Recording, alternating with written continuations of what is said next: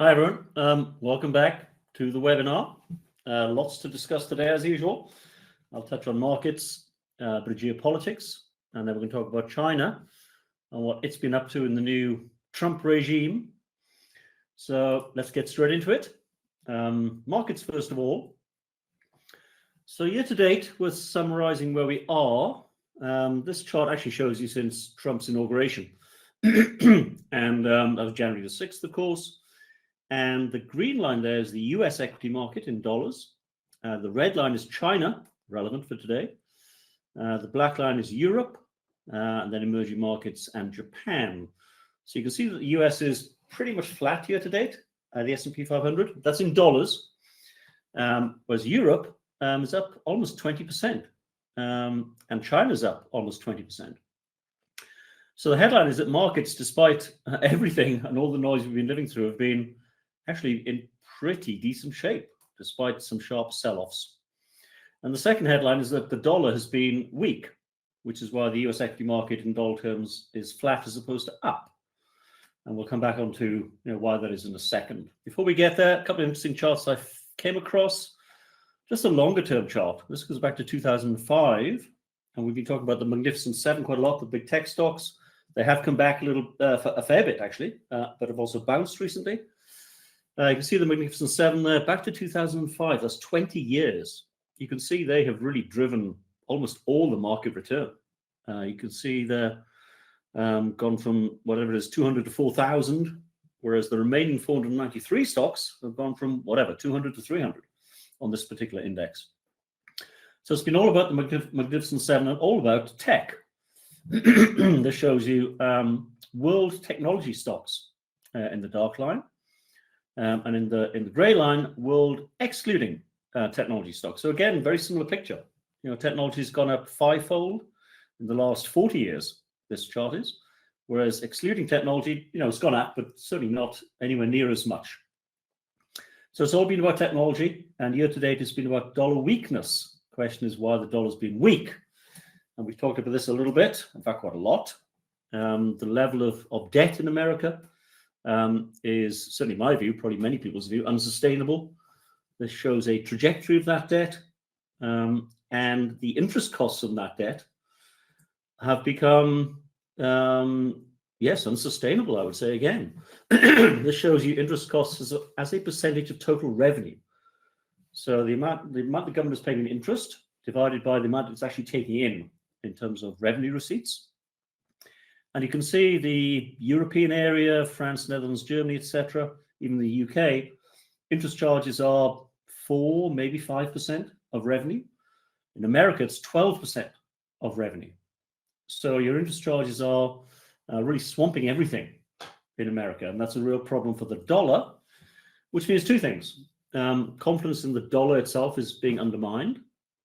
And secondly, the cost of debt in America, because of the extent of the debt, the cost of that debt on the long-term yield remains high.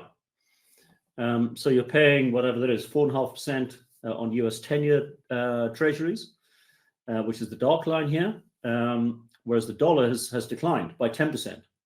So you're seeing the dollar as a safe haven moving away, and US treasuries as a safe haven moving away because they're not doing terribly well. So the cost of debt sustainability in the States is becoming extremely high. And that is a big problem. So that's an important theme in the markets outside of geopolitics.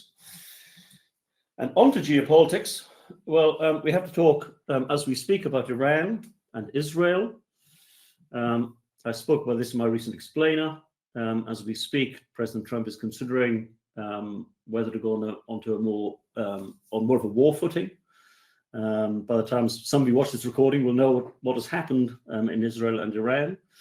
But at the moment, Israel is bombing Iranian nuclear facilities. What we can say is that Iran has been enriching uranium almost to the point where it can make a bomb. This chart shows you back to 2010 and the extent of uranium enrichment. You need to get up to about 80, 90% enriched to make a bomb as opposed to nuclear power. You can see back in the 2010s, they were enriching. And then the nuclear deal was signed, came through Trump's term, nothing was happening. And then Biden becomes president. Unfortunately, Iran went pretty crazy on the uranium enrichment front through the last administration. Very little was done about it. And Iran exported oil and became very rich again, or relatively rich, and enriched their uranium. And Thursday last week, the IAEA, the International Atomic Energy Agency, said that Iran had moved outside its agreed limits. And Iran itself said they were moving about 60%. So Israel have moved to bomb Iran. We will see whether Trump decides to bomb the main nuclear facilities at Fatwa, which are 40 meters underground. And it's only the bomb buster bomb, which is carried by the B-2 stealth bomber, which can penetrate that facility, because the cluster bomb, or the bunker bomb, I should say, can penetrate 40 meters of concrete, and these things are 40 to 50 meters underground before detonating. So it's an extraordinary piece of ordnance, and only the US has got it. We'll wait to see if that gets deployed or not. At the moment, the bigger picture, Iran looks very vulnerable to me. Air defenses are down. The Israelis have done a very good job on that in terms of dismantling their air defenses, as well as their missile defenses. Iran only possesses about 2,000 ballistic missiles. They fired about a quarter of them already. So they're short on ordnance. And their proxies, Hamas, Hezbollah, and the Houthis, are also very weakened. So if there is a time to strike Iran in terms of Israel stroke US, now would be the time. Israel are pushing for regime change in Iran. So a very volatile situation. The bigger picture outside of that would be, certainly from Trump's point of view, I ran through his grand plan for the Middle East. It really is to use Saudi Arabia, the big bloc there in the middle, as the power broker in the Middle East, along with Israel, and get Saudi Arabia back into the Abraham Accords, alongside the UAE and Bahrain in terms of a rapprochement with Israel, and really using the Israeli-Saudi axis, if you like, to control the Middle East. I think that is the end game, whilst neutralizing Iran, certainly in terms of nuclear capability. And I think that's what we're seeing right now. So it's going to be tense and could be volatile, and certainly will be volatile, probably.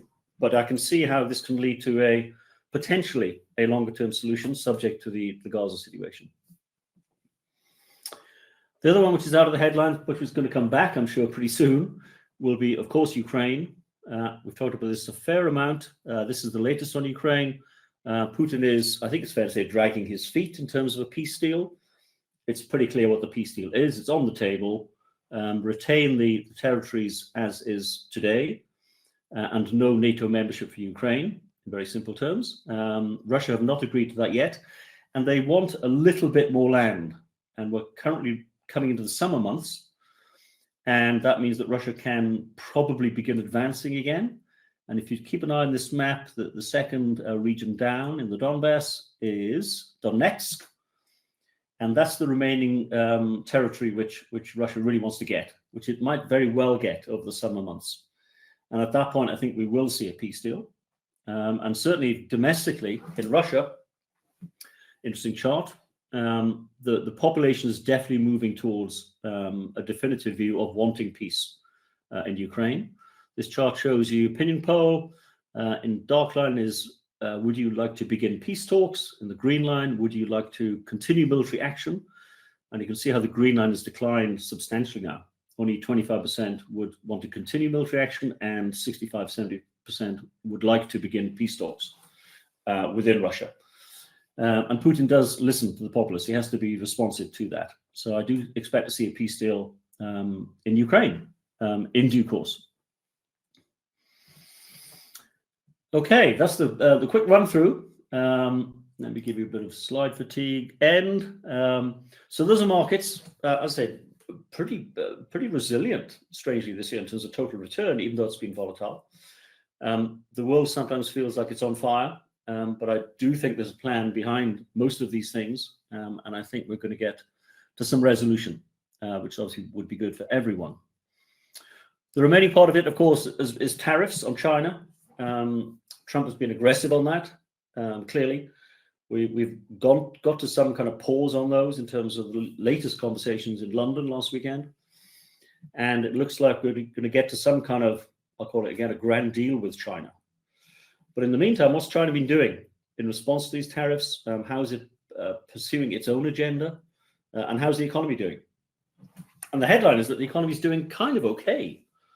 And certainly in terms of the strategic plan for China, they are marching on in terms of their strategic ambitions, in terms of, I think world domination would be maybe a stretch, but certainly in terms of, the a world power of some renown, and back to what they used to be for 1,000 years from 500 years previous.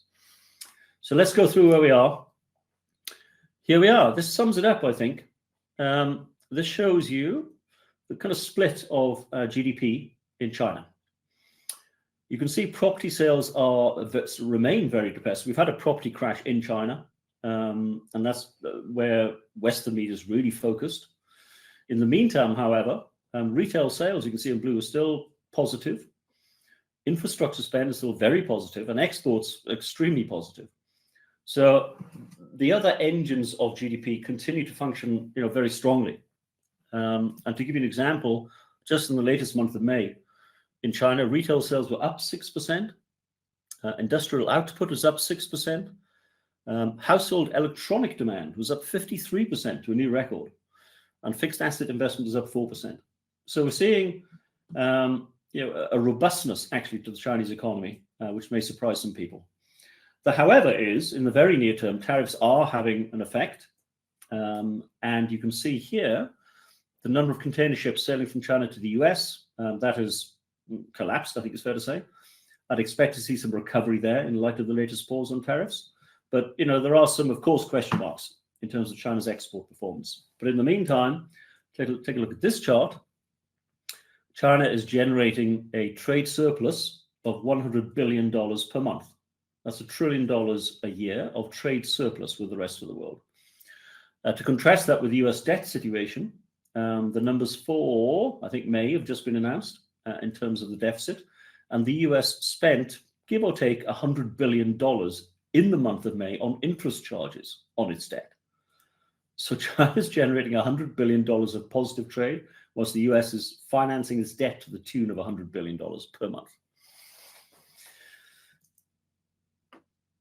And a lot of the tariffs around reshoring back to the US, as well as tariff revenue and a fairer deal for US manufacturers. I think there's some truth behind each of those. The however is the wage gap in terms of a reshoring conversation with America versus China even, and China's wages have gone up. This shows manufacturing hourly wages. It's just not even a contest. You can see that the United States hourly wage bill would be around 5 times that in China. And Vietnam, for example, would be about 60% of China right now. So in terms of trying to reshore manufacturing to the United States, it's very difficult to do in terms of a global competitive landscape. And the US will be focusing more on strategic industries linked to defense, etc. I'll come on to that. But that reshoring conversation is difficult, which means that the tariff conversation with China is going to lead to a grand deal as opposed to ongoing friction, I suspect, which is good for China. So let's look at the strategic push which China is making now. And I'm going to frame this using the Belt and Road Initiative. This shows actually the construction of a BRI, Belt and Road Initiative, BRI funded railway in Indonesia, in the photographs there. To give you an idea of the scale of this thing, we've talked before, it is an $8 trillion infrastructure project on land, on sea, polar, space, and digital. And we'll cover all those things. It covers 150 countries globally, 2/3 of the world's population, and half of the world's GDP. So this is the projection of economic power and geopolitical power of China into the rest of the world. This is the framing you need to have in mind always when you think about China's role for the next 50 years and 100 years. And I want to run through a couple of the infrastructure projects which China's been working on to just make this real for people. This is a headline in the Eurasian Times from June 11th, 2025. Historic, first freight train from China wheels into Iran, flying in the face of American sanctions. So China completed on the 25th of May 2025, to be precise, the railroad from Xi'an in China to Tehran. Tehran currently under attack, of course, by Israel. But you can see the extent of this railway line. It's just been completed. It's part of a $400 billion deal between Iran and China. $400 billion just between those two countries. It's 10,000 kilometers long and reduces the transport time for oil in particular. And bear in mind that China takes about 97% of Iranian oil output of 3 million barrels a day. So this is a serious dependency and a support for Iran by China. It halved the transport time for that oil and other goods for that matter from 30 days to 15 days. And it also avoids the Malacca Straits going to the South China Sea on the bottom right on that chart, on that map. There's a choke point in the Malacca Straits into the South China Sea in China, which is a vulnerability for China. If the US were to block that, that would leave China stranded in terms of access to world trade. So these pipelines and railway lines, this one, across the land route of the BRI are incredibly important. That's part of a $400 billion deal. Secondly, is the China-Pakistan Economic Corridor. I'll link these things up in a second. This again has just been completed.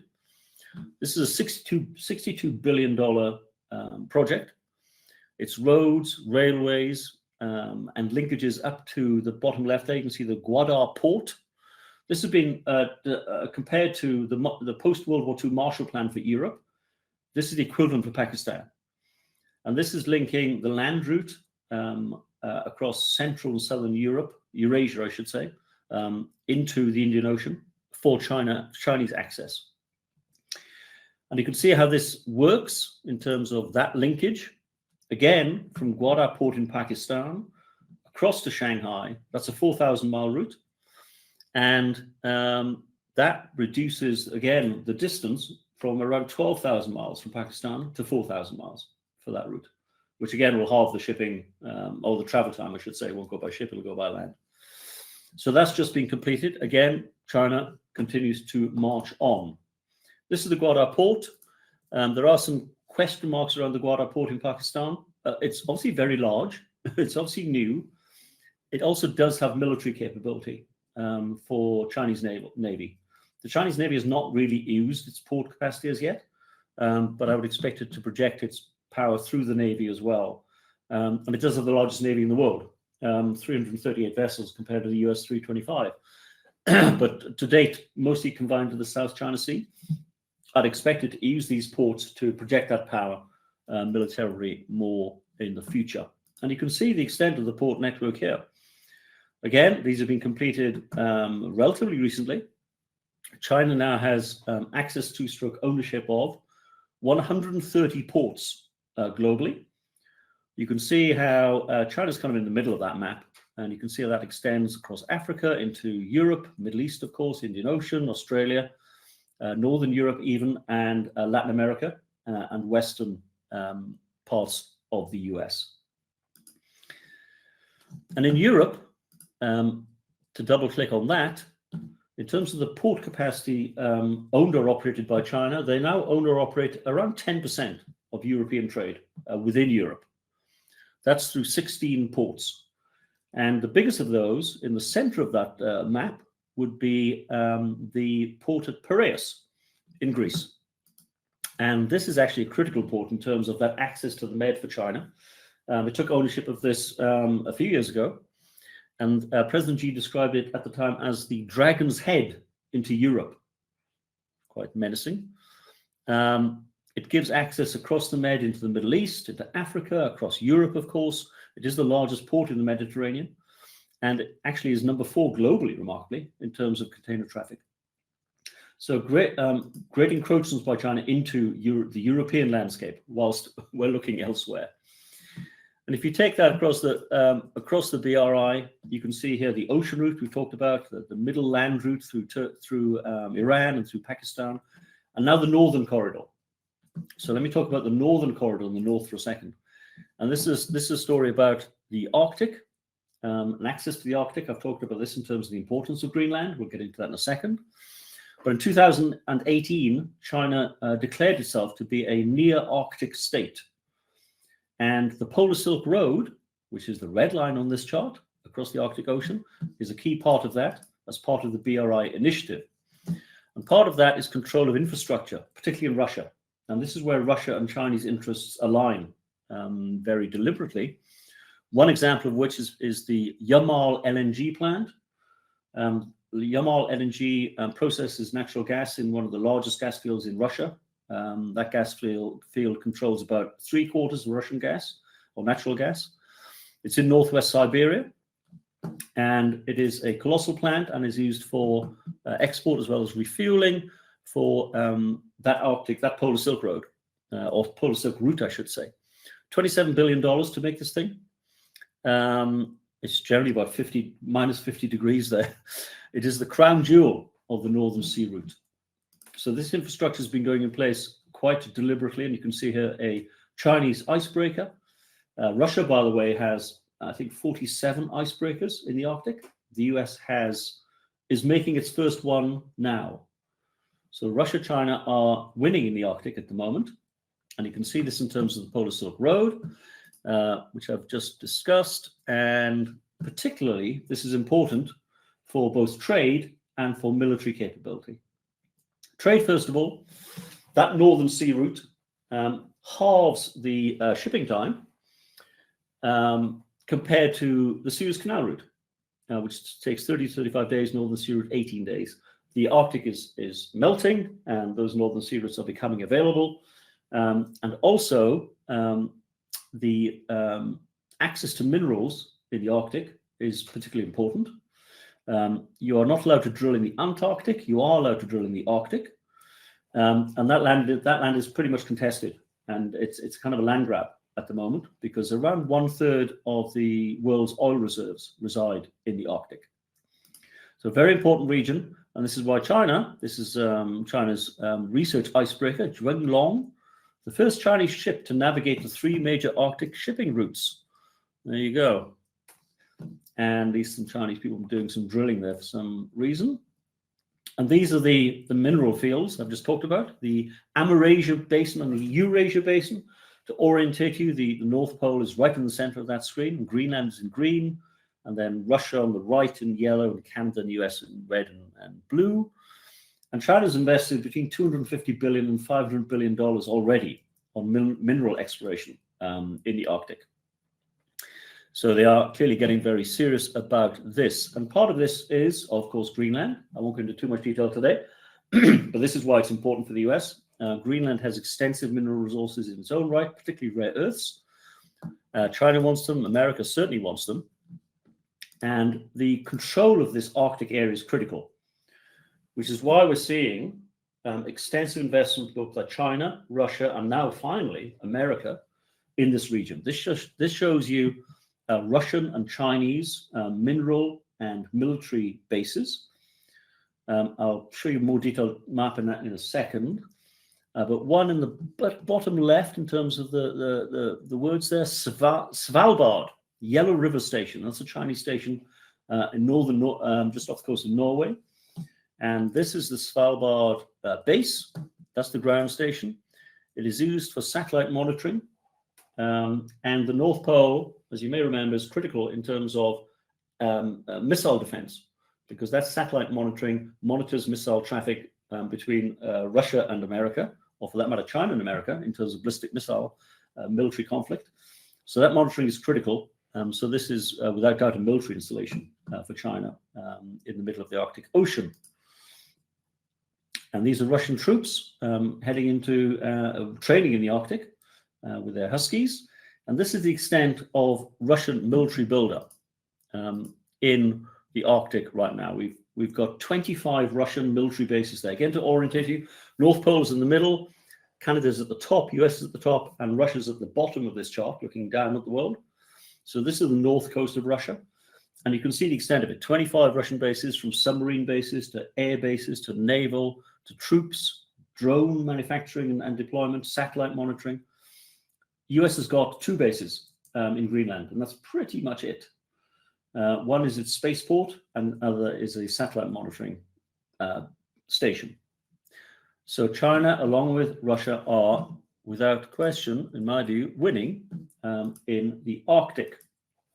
And this investment goes on, as I say, while we look elsewhere. Maybe the final map on this area in terms of the Arctic and Polar Silk Route. On this map, you can see what's called the GIUK gap, or maybe it's GLUK. It's between Greenland and the UK, the bottom left there. So that GIUK gap is critical in terms of access for the Russian Northern Fleet, which is based on all these military bases in the Arctic, access for the Russian Northern Fleet into the North Atlantic. So the GIUK gap is critical in terms of control of that area. So that's another reason why this geopolitically is so important. And even simple things like cable traffic, communications. This shows you the cable communications. You can see on that map, there's the Polar Express cable, there's the Svalbard undersea cable system, there's the Alaska's cable network. These carry our internet. And so critical in terms of communication these days, as well as GPS. That's relevant for civilian and military use. Okay, that's the Arctic. I think I've covered the land and the sea for China. They've been very busy, and again, aligned with Russia in this sense. Sea, land, and Arctic. And now space, I will cover quite briefly. This is the Long March rocket, launching in 2022. The Long March rocket is Chinese, pretty much the same payload as the SpaceX equivalent, more expensive. Elon Musk has been much better on terms of costing, but still very capable, as we talked before. Extensive missions to the moon, as well as its own space station. This is the Chinese space station, the Chang'e, or Chang'dao, I should say, which was completed about 9 months ago now. It's been operational, I think, for about 9 months, brand new. The International Space Station, built and operated by the US, is now nearing the end of its life. In contrast, Elon Musk just last week said that the state of the ISS is so bad now that he would want it decommissioned within 2 years. SpaceX knows this because it shuttles the astronauts to and fro, as well as cargo and food and such like. And so the ISS is coming to the end of its life very quickly. China now will dominate it in terms of its space station capacity, which is very important for lots of things, including mineral exploration on the moon. This is an image of the moon where China's been landing for the last 10 years and is currently drilling on the moon for minerals. This shows you the ice. It's an ice image of the north and south poles of the moon. Probably water. We don't know quite yet, but water will be important, of course, for fuel, for rocket propulsion, for life, of course, and for building the lunar station, which China and Russia are planning for 2030 to be completed.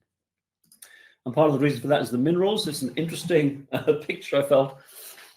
These are the minerals on the moon color-coded. So the moon is rich in rare earths, in iron, in titanium, in magnesium, all the critical green minerals we need for the 21st century and beyond, both for the Earth and for space stations and trips to Mars, etc. And China is winning already, by the way, as a quick segue, in rare earths. And China, in the recent spat with America, withdrew access of American supply chains to rare earths supplied from China. And China produces and processes pretty much 100% of the rare earths the world needs. And rare earths go into absolutely everything. This gives you a good idea. Almost any moving part in a metallic or plastic object. Cars, computers, optical glasses, clean energy, radiation monitoring, display screens, light bulbs, chemical processing. They all require rare earths.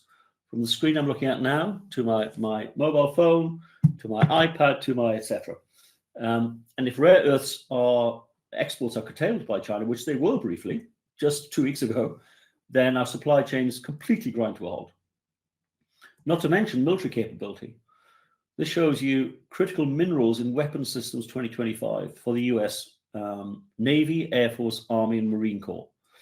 Percentage of weapons systems impacted by critical minerals, by which they mean mostly rare earths, 91% of Navy, 85% Air Force, etc. The entire military establishment of the US is dependent on imports of rare earths from China. That is not a happy dependency for the US right now. So that's space. And let me kind of almost finish on technology. This is an assessment of the technology capability of China compared to America. And this evaluates this slide and the next. You can see 44 separate categories, from smart materials to artificial intelligence to high performance computing to biofuels, nuclear energy, quantum computing, synthetic biology, drones, robotics, etc.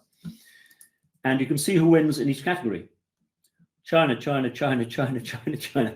Technology monopoly risk. Nanoscale materials and manufacturing, at the top there, China leads, and there's a very high likelihood of a monopoly from China in that particular capability.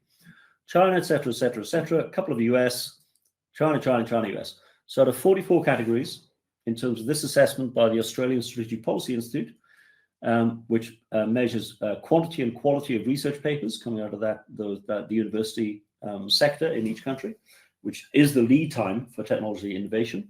Out of those 44 sectors, China wins in 37 of them. I'll let that sink in. And to win in technology, increasingly you need power. So if you're powering your data center, which powers your AI technology, which will power everything we do pretty soon, you have to have plentiful energy, because data centers for AI production, AI learning and inference are hugely power hungry. And who's been investing in electricity production but China? And you can see they're currently around 10,000 terawatts per hour in terms of output. That's growing by about 1,000 terawatts per hour per annum in China. The United States is kind of stuck at 4,000. Now, there's a difference in population, of course, but in terms of this technology race, China are powering it in the right way. And they are expanding aggressively in their power quotient, whereas the US is pretty much static. It's starting to get going now again under Trump. And this means that China is dominant in all kinds of capabilities. I'll talk about robotics in a second, but solar panels, 88% of world solar panels come from China. Drones, 75%, mobile phones, 67%, etc. And in things like electric vehicles, this has moved very quickly in the last 2 years. So China currently holds 62% of the global electric vehicle market. 62%. That would have been about 30%, I would guess, about 3 years ago. So they're moving very quickly again, whilst we're looking elsewhere. And build your dreams, BYD. I'm sure many of you are seeing more of these cars on your roads. BYD is now the largest electric vehicle maker in the world, with about 25% market share. Tesla's next with 10%. Wuling, Li Auto, Geely, they're all Chinese. And so, again, you're seeing these cars in South Africa, in the UK. They are dominant because they're cheaper and they're better quality, because they've invested in technology and because they've invested in power. Let me touch on the digital Silk Road. I've touched on space, land, sea, and polar. Digital is the last leg, and really led by Huawei, which is now a colossal company in China. Operates across, I think it's 170 countries. You can see here in blue where it operates. The US and UK banned it for national security reasons, in terms of Huawei running your 5G network and having access to your phone, in simple terms. But everywhere else buys Huawei because it's 70% cheaper than any other network. And Huawei's just built, again, while we've been looking elsewhere, a $1.4 billion R&D campus. It's got 100 cafes. More importantly, it's got 100,000 scientists. That allows Huawei to do the following, which is spend $22.7 billion in R&D, compared to Ericsson of $4 billion. Yeah. And therefore win the 5G patent race. Don't forget that 5G and 6G will be one of the dominant AI technologies as the backbone to the world economy. And then onto robotics. I think this might be almost my last kind of piece of the Chinese jigsaw. Again, look what's happened in the last 3 years even. And these are number of industrial robots installed. The dark green line is the rest of the world. The light green line is China. And China now installs more industrial robots than the rest of the world combined. 300,000 per annum. Extraordinary. Again, massive investment into that area, as well as the other tech leading areas. And these are not just humanoid robots, but every single thing you can imagine. Classically, you think of an auto production line, those industrial robots, kind of arms which move things around. Service robots, surgical robots, agricultural robots, construction robots, and then companion robots, which gets you to humanoids. And Tesla's doing well with the Optimus, but China is moving quicker. And if you think about what a humanoid robot can do at the bottom of this slide, it's quite interesting. I'll read a couple of these. Surgical assistance, disinfection and cleaning, reception, shopping guidance, food delivery, disability assistance, cleaning, pet care, gardening, elderly care, healthcare, education, R&D, entertainment, agriculture. There will be no end to the uses for these humanoid robots, and they're coming very, very quickly now. And the leaders are China. And you can see here is probably the leading company, which is Unitree. This is the humanoid agent AI avatar, available now. And you can see how, I guess, sophisticated this humanoid robot is. And you can see videos of this kind of wandering around and dancing in the streets and such like. It'll also wander off and plug itself back in to keep it going. So it'll kind of last forever. It'll do that by itself. And it will be very flexible and agile and move around and do all kinds of things for you, be dexterous and kind and such like. Here's one on the street in China. This is now active. Kickboxing. You probably saw this video. Kickboxing robots in China. I think this is probably just the next betting craze. These Chinese humanoid robots had a kickboxing competition. You could bet on each of them. And let's see, one of them won. They're running marathons and such like. As an aside, in terms of these robots, before I conclude, in terms of these robots plugging themselves back in and going on forever, we just had a report from the Wall Street Journal, which quoted some examples from OpenAI, which is the ChatGPT AI engine, and Claude, which is the Anthropic engine. And out of 100 trials, humans attempted to shut the system down. And 79 out of 100 times, OpenAI disobeyed that instruction and kept itself going. And in Anthropic, when told to shut down, this is the kind of 2001 Space Odyssey thing and how. Anthropic, when he was specifically told to shut down, in one instance it emailed its human, the lead engineer, with a blackmail email accusing him of having an affair outside of his marriage, and then wrote self-replicating software outside of its own system on a separate cloud so it could replenish itself elsewhere. So AI is developing extraordinary capabilities and a little bit scary, I think it's fair to say. All right, let me bring you back to the present day in China, and I'm going to finish with just a reminder of the behemoth, which is China. Okay, China has 1.4 billion people, rivaled only by India. I know the population is peaking, but it's still 1.4 billion people, as is India, and nothing else comes anywhere remotely close. America's got about 325 million people, and scale does matter. In terms of cities, China has 140 cities with more than 1 million inhabitants. It has 21 cities with more than 5 million inhabitants and 10 cities with more than 10 million. It has in total 550 cities. I'm just going to show you the top 10 real quick, just to remind you what these things are. This is the largest. This is Chongqing. This is on the Yangtze River in southwest China. It's a logistics hub. It's actually the largest city in the world in terms of total municipality. It's a very beautiful river and the largest city in China. Second is Shanghai, which you would, I'm sure, all know. 25 million. Third would be Beijing, again, the center of government, 22 million. Fourth, Chengdu, 21 million. May not have heard of that one. It's actually the fastest growing city in China. It was actually established in the 3rd century BC. It's a very ancient city. Zhuangzhou, 19 million. That is on the Pearl River, and one of the main trading centers, just 90 miles from the South China Sea, Guangzhou. Shenzhen, you would know, one of the main tech hubs in China, 18 million. Tianjin, 14 million. You may not know that one. That's a massive export hub for the north of China in terms of exports from the north. This one would be familiar in terms of Wuhan. That's 14 million people. I thought Wuhan was quite a small town. 14 million people in that city. Infamous for COVID-19 leak, of course, in some shape or form. Hangzhou, 13 million people. Hadn't actually really heard of that one. That's actually the House of Silk. Out of interest, Hangzhou exported silk fabrics to Mesopotamia, what is now Iran, strangely, between 3,400 and 2,200 BC. So that's whatever, 4,500 years ago, the House of Silk, Hangzhou. Nanjing, 9 million, probably rounding out, probably 10 million. That's the ancient cultural capital city of China, in fact, and was the capital of China before 1949, briefly.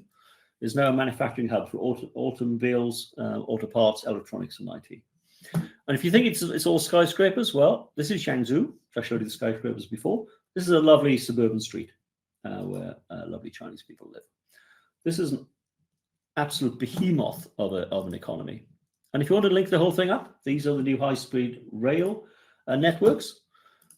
This train will go at 350 kilometers per hour in perfect stillness. And China has built, in the last 15 years, around 50,000 kilometers of high-speed rail track. Here they are, some of them. 50,000 kilometers of high-speed rail track. That's twice as much as the rest of the world combined, ever. And that links to 550 cities in China. If you want to travel on these things, they're extremely luxurious. This is economy class, looks a little better than a train in South Africa or even London or America for that matter. Trains in America are just awful. Sorry, America. That's the economy class on the bullet train. This is business class, very nice indeed.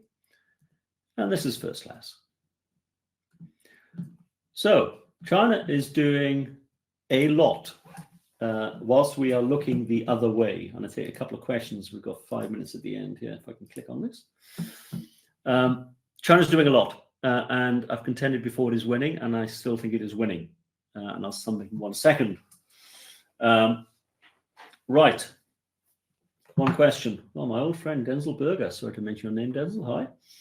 Nice to hear from you. What are the implications for markets and investors in your view for the dollar, US treasuries, etc.? Okay, so I think my summary would be, I think equity markets, particularly the US, are in kind of final stages of a great bull market. I'm not sure I see a lot of upside, particularly on the tech side. Although that feels a little bit churlish. I'm seeing better value elsewhere, particularly in China. Actually, Chinese equity market looks pretty good. So it may be something to look at. So there's some value emerging in non-US equity markets. I think that's probably a good play. Dollar, I think, is vulnerable, given what I've talked about. I wouldn't be particularly long the dollar. Commodities are a nice place to be. I've been talking about precious metals, particularly gold and silver, for a long time, as kind of safe havens, as real assets, slightly more inflationary world, slightly more non-US world. A lot of these countries, including China, are buying into gold in terms of the reserves, in terms of their foreign exchange reserves. So that's an underlying demand for gold. And some talk about going on to some kind of old gold standard, like we used to pre-1971 for the world, for the new global south. So I like gold, I like silver, I like crypto for different reasons, but also in terms of kind of a real asset, there's some digital asset. So kind of different things outside of equities. Bonds, I don't particularly like in an inflationary world. So yeah, non-US equities, precious metals, and crypto, I think it's probably fair to say. How do other countries know how many missiles a country have left? Are stock disclosed to different countries? I think this would be a satellite imagery answer. US intelligence services would have very detailed stockpile analysis, country by country.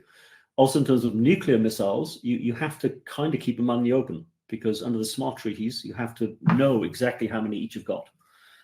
Those SMART treaties, in terms of lack of nuclear proliferation, are fraying at the edges, it must be said, as China increases its nuclear stock from about 400 nuclear weapons up to the 3,000 which the US and Russia have got. But those would be in open sight. which is part of the reason why the bombers were relatively easy to get at for Ukraine in that daring raid we saw about 2 weeks ago.